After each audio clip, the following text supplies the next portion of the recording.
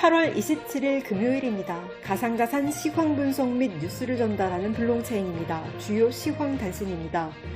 고승범 금융위원장 후보자가 오늘 국회 정무위원회에서 열린 인사청문회 모두 발언에서 가상자산 거래 영업을 위한 금융당국 신고 절차가 법률이 정한 기준과 일정에 따라 차질 없이 추진될 수 있도록 하겠다며 가상자산 거래소 신고 기한을 연장하지 않겠다는 뜻을 재확인했습니다.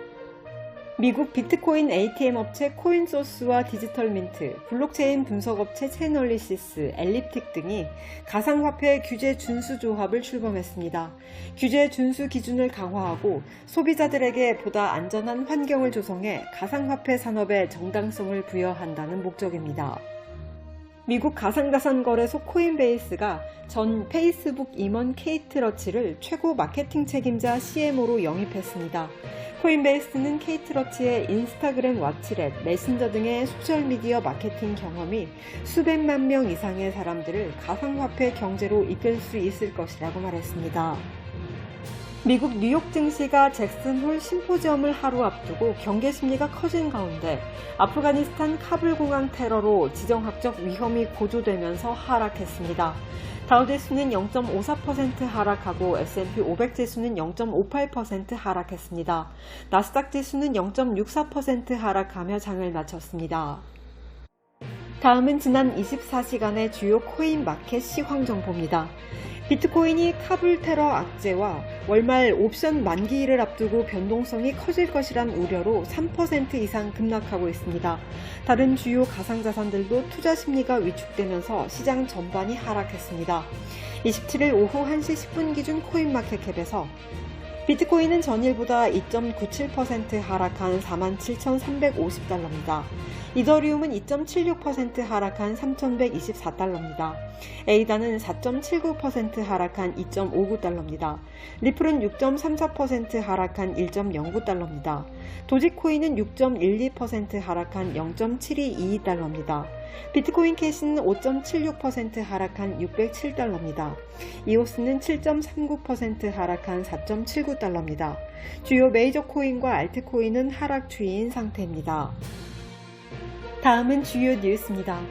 고승범 금융위원장 후보자가 가상자산에 대한 기존 금융위원회의 기조를 바꾸기 어렵다는 입장을 내놨다고 디지털데일리가 보도했습니다.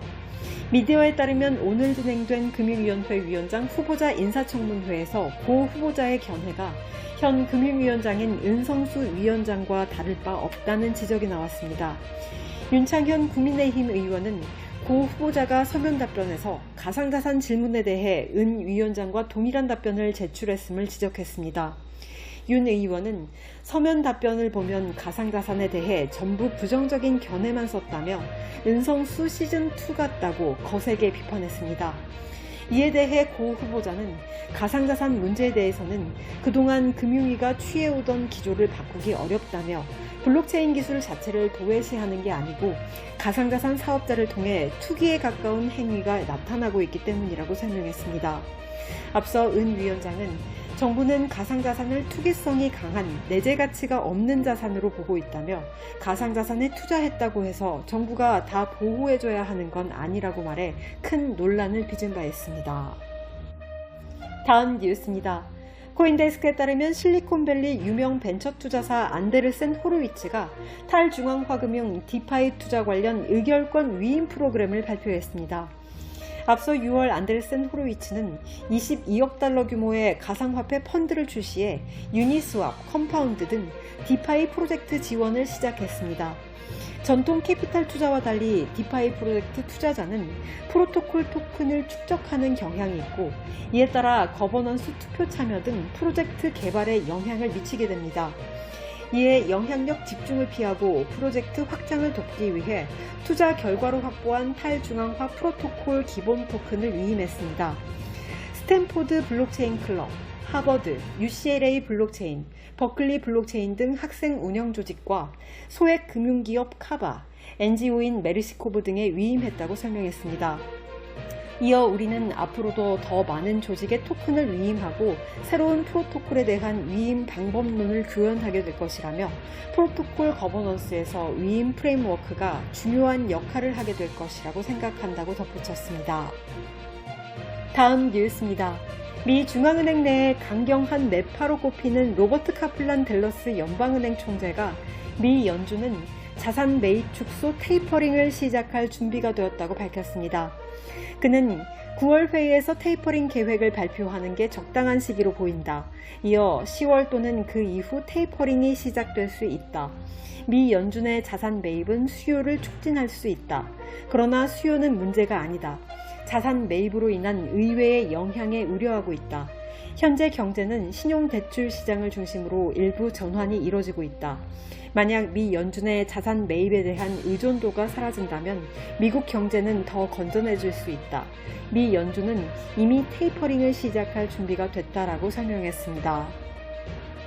다음 뉴스입니다. AP통신에 따르면 쿠바 정부가 비트코인 등 가상화폐를 결제 수단 중 하나로 인정한다고 밝혔습니다.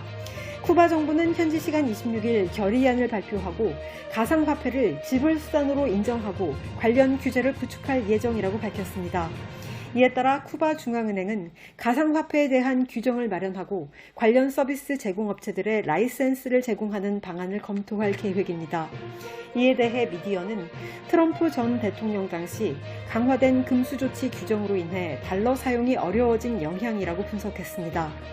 쿠바 정부가 공개한 결의안에 따르면 쿠바 중앙은행은 사회 경제적 이유로 가상화폐 사용을 허가할 수 있고 동시에 국가 차원에서 영업을 통제할 수 있으며 관련 사업자들은 관련 불법 행위를 할 수 없다고 밝혔습니다. 마지막 뉴스입니다. 가상자산 전문 미디어 코인텔레그래프가 세계 최대 가상자산 헤지펀드 그레이스케일에 비트코인 투자 신탁 GBTC에 락업된 비트코인 물량이 해제되면서 비트코인의 급락으로 이어질 것이라는 우려는 공포, 불확실성, 의심을 뜻하는 퍼드로 끝났다고 26일 보도했습니다. 이와 관련 미디어는 이번 주 그레이스케일 비트코인 신탁펀드는 마지막 58BTC를 락업 해제하며 예정된 락업 해제를 모두 이행했고 올해 내 GBTC의 비트코인 락업 해제 일정은 없다고 했습니다. GBTC의 락업 해제 관련 퍼드는 2021년 내내 존재하며 한때 비트코인 약세를 점치는 투자자들의 주요 근거로 쓰이기도 했습니다.